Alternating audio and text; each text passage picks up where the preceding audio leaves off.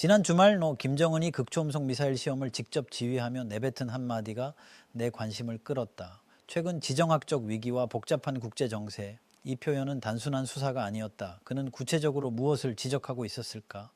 미국이 베네수엘라 카라카스에서 마두로를 납치한 지 불과 48시간 만에 나온 반응이었다는 점에서 우리는 새로운 연쇄 반응의 시작을 목격하고 있는 것일지도 모른다.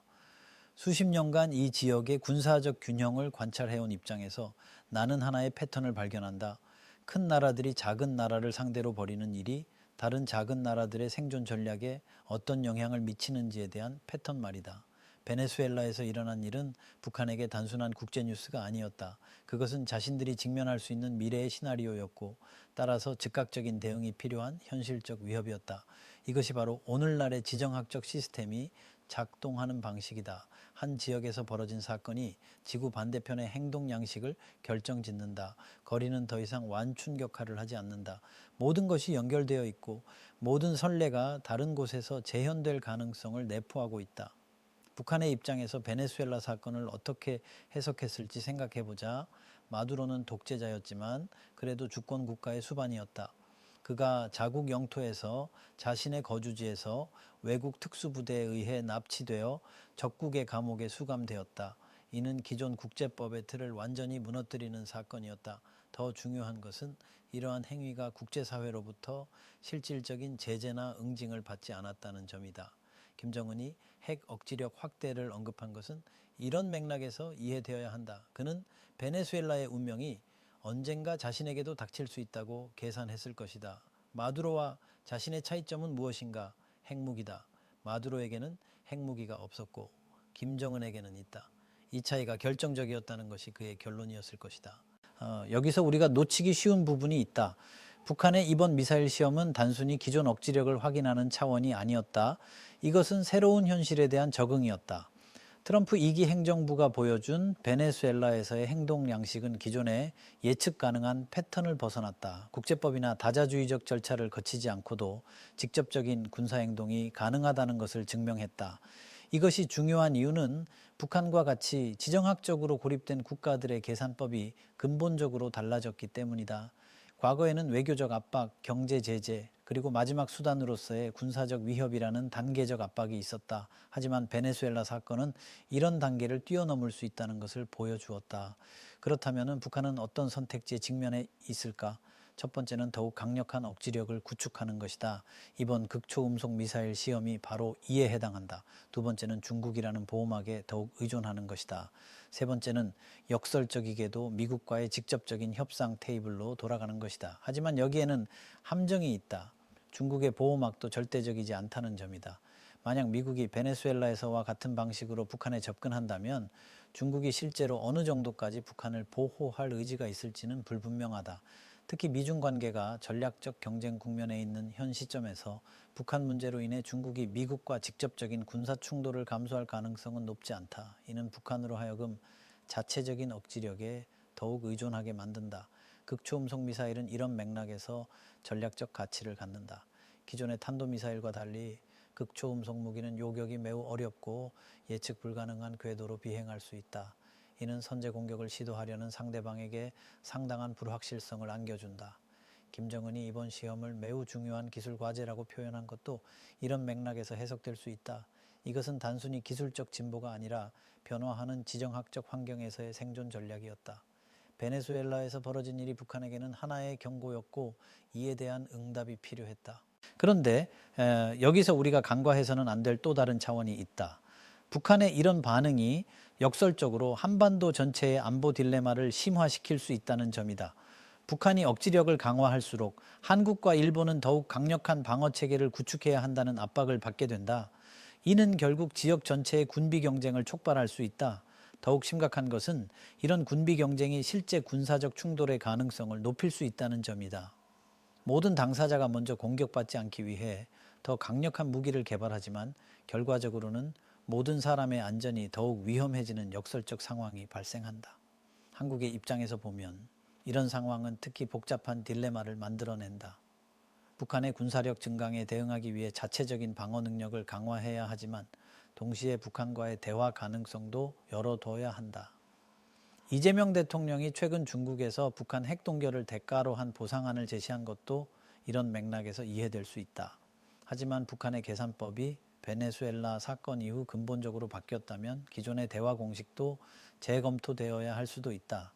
김정은이 핵무기를 단순히 협상의 카드가 아니라 체제 생존의 절대적 조건으로 인식하게 되었다면 핵 폐기를 전제로 한 어떤 합의도 현실적이지 않을 수 있다. 이것이 바로 베네수엘라 사건이 한반도에 미친 가장 심각한 영향일지도 모른다.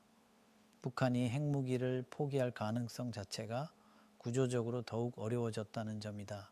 마두로의 운명을 목격한 김정은에게 핵무기는 이제 협상 테이블에 올릴 수 있는 대상이 아니라 절대 포기할 수 없는 생존 수단이 되었을 수 있다. 하지만 여기서 우리가 간과해서는 안 될 것이 있다. 북한의 이런 계산법 변화가 실제로는 더 큰 위험을 초래할 수도 있다는 점이다. 핵무기를 절대적 생존 수단으로 인식하게 되면 북한은 그 무기를 실제로 사용할 가능성에 대해서도 더욱 개방적이 될 수 있다. 과거에 북한의 핵무기는 주로 협상의 카드였다. 협상력을 높이기 위한 수단이었고 따라서 실제 사용보다는 위협 그 자체의 의미가 있었다. 하지만 체제 생존의 절대적 조건으로 인식되기 시작하면 체제가 실질적으로 위협받는 상황에서는 실제 사용도 고려할 수 있게 된다. 이는 한반도뿐만 아니라 전 세계적으로 핵 확산의 위험성을 높이는 요인이다. 다른 소규모 국가들도 북한의 사례를 보면서 핵무기 개발의 필요성을 느낄 수 있다. 베네수엘라의 마두로가 핵무기를 갖고 있었다면 과연 같은 운명을 맞았을까 하는 질문을 던질 수 있기 때문이다. 이런 인식의 확산은 국제 핵 비확산 체제에 심각한 도전이 될 수 있다. 지금까지는 핵무기를 포기하는 대가로 안전보장과 경제적 혜택을 제공하는 것이 가능했다. 하지만 베네수엘라 사건이 보여준 것처럼 그런 보장이 언제든지 무력화될 수 있다면 핵무기 포기를 설득하기가 훨씬 어려워진다. 이런 맥락에서 김정은의 지정학적 위기 언급은 단순히 현재의 긴장을 표현한 것이 아니라 앞으로 전개될 수 있는 더 큰 변화에 대한 예고였을 수도 있다. 그는 지금의 국제 시스템이 근본적으로 바뀌고 있다고 판단하고 그 변화에 맞춰 북한의 전략도 조정해야 한다고 결론지었을 것이다. 이런 상황에서 중국의 역할은 더욱 중요해진다. 이재명 대통령이 시진핑에게 중재 역할을 요청한 것도 이런 현실을 반영한다. 중국은 북한에게 안전보장을 제공할 수 있는 거의 유일한 외부 세력이다. 하지만 중국이 북한을 위해 어느 정도까지 나서겠는가 하는 문제는 여전히 불분명하다. 더욱 복잡한 것은 중국 자체도 미국의 행동 양식 변화에 대해 우려하고 있다는 점이다. 베네수엘라에서 보여준 트럼프 행정부의 직접적이고 일방적인 접근법이 언젠가 대만이나 남중국해에서도 적용될 수 있다는 가능성을 중국은 배제할 수 없다. 이는 중국으로 하여금 북한과의 관계에서 더욱 신중한 접근을 하게 만들 수 있다. 한편으로는 북한을 통해 미국을 견제할 필요가 있지만 다른 한편으로는 북한 때문에 미국과의 관계가 악화되는 것을 원하지 않는다. 결국 우리가 목격하고 있는 것은 하나의 사건이 전 세계적인 전략 재계산을 촉발하는 과정이다. 베네수엘라에서 시작된 파장이 한반도를 거쳐 동북아 전체의 안보 구조를 흔들고 있다. 모든 당사자가 기존의 가정들을 재검토하고 있고 새로운 현실에 맞는 전략을 모색하고 있다. 김정은의 극초음속 미사일 시험은 이런 재계산의 결과물이었다.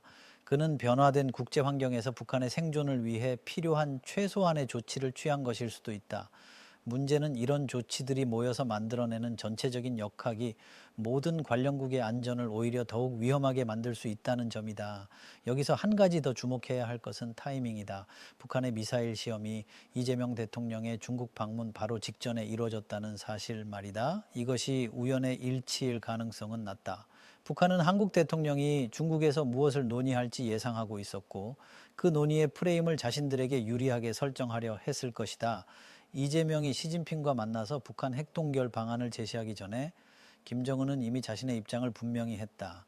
핵무기는 동결의 대상이 아니라 확대의 대상이라는 메시지를 극초음속 미사일 시험을 통해 전달한 것이다. 이는 매우 정교한 외교적 계산이었다. 북한의 이런 접근법은 중국에게도 복잡한 딜레마를 안겨준다. 중국은 한편으로는 한반도의 안정을 원하지만 다른 한편으로는 북한이라는 전략적 완충지대를 잃고 싶지 않다. 만약 북한이 미국의 압박에 굴복해서 핵무기를 포기하게 된다면 중국의 전략적 이익에도 부합하지 않을 수 있다. 이런 맥락에서 보면 북한의 극초음속 미사일 시험은 단순히 미국을 향한 메시지가 아니라 중국을 향한 메시지이기도 했다. 우리는 여전히 가치 있는 동맹국이며 쉽게 굴복하지 않을 것이라는 신호를 보낸 것이다. 그런데 이런 복잡한 삼각관계 속에서 한국의 위치는 어떻게 될까? 한국은 미국의 동맹국이면서 동시에 중국의 최대 교역 파트너다. 북한 문제에 대해서는 중국의 협력이 절실하지만 안보 문제에서는 미국에 의존할 수밖에 없다. 이런 구조적 모순이 베네수엘라 사건 이후 더욱 첨예해졌다. 미국이 베네수엘라에서 보여준 일방적 행동 방식은 한국에게도 시사하는 바가 크다. 만약 한반도에서 군사적 위기가 발생한다면 미국이 한국의 의견을 충분히 고려하지 않고 독단적으로 행동할 가능성을 배제할 수 없게 되었다. 이는 한국으로 하여금 대미 의존도를 제고하게 만들 수 있는 요소다. 동시에 중국의 부상과 함께 한국이 직면한 전략적 선택의 폭은 더욱 좁아지고 있다. 미국과 중국 사이에서 명확한 편을 들어야 하는 압박이 커지고 있고, 이는 한국의 외교적 자율성을 제약하는 요인이 되고 있다. 북한의 극초음속 미사일 개발은 이런 구조적 압박을 더욱 심화시킬 수 있다. 한국이 북한의 위협에 대응하기 위해 미국과의 군사협력을 강화하면 할수록 중국과의 관계는 더욱 복잡해질 수밖에 없다. 반대로 중국과의 관계를 고려해서 대북 압박을 완화한다면 북한의 핵 능력은 더욱 고도화될 것이다. 이런 딜레마는 기술적 차원에서도 나타난다. 북한이 개발하고 있는 극초음속 미사일 기술은 상당 부분 중국과 러시아의 기술을 기반으로 하고 있을 가능성이 높다. 이는 북한의 군사적 위협에 대응하기 위해 개발되는 한국의 방어 체계가 결과적으로 중국과 러시아를 겨냥하는 성격을 띨 수밖에 없다는 것을 의미한다. 여기서 또 하나의 역설이 발생한다.